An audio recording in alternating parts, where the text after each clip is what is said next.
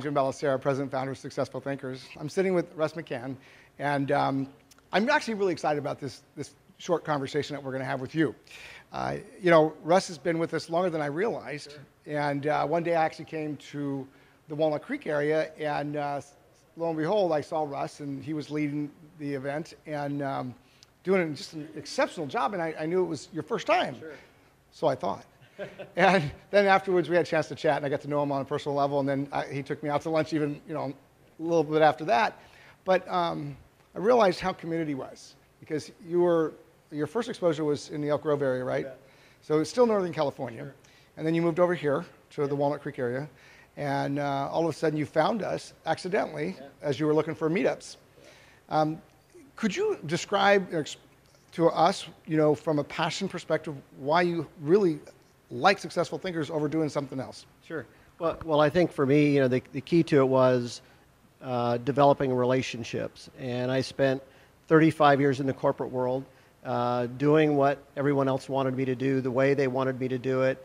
And it always kind of seemed to rub me and say, look, it's more about me developing strong relationships. And one of the things that I think drew me to Successful Thinkers, Jim, was that people had such an open heart, willing to share, willing to let you know who they were, and not hiding behind their business, hiding behind a mask that they've created, but really opening up and letting me know who they were. And I think the first time I went to Successful Thinkers, I heard about developing that relationship that you know, like, and trust in someone. Mm-hmm. And in that trust grows a willingness to build friendships.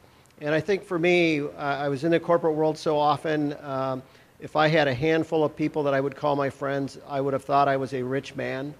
And it wasn't until Successful Thinkers that I realized that I have an opportunity to know hundreds and thousands of people in my lifetime that I would consider to be my friends.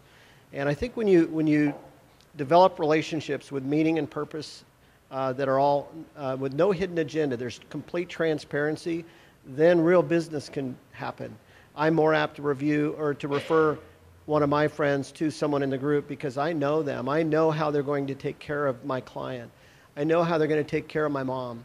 And it really becomes a personal relationship and not this, leading with the business. And quite frankly, I'd tried just about every networking opportunity that was there. Some of them great, some of them not so great. But I think the one that really resonated with me was Successful Thinkers because it was from the heart. And I think that really lends itself to really what you've created. Well, thanks. I appreciate that.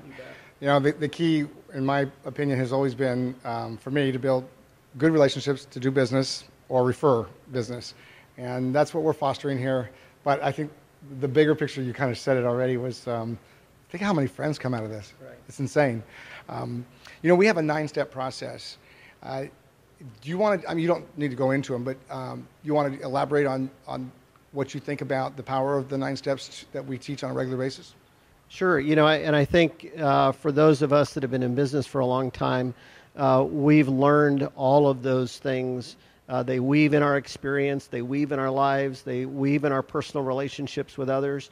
And to have those 9 steps as our core beliefs really sets the tone for what it is we do. And there are several that really resonate with me. One is really learning to share with others what your vision is, really telling and explaining what your why is. And because if you explain what you're passionate about, and I've got 2 young granddaughters. One was born just a few weeks ago, and I'm really passionate about my grandkids.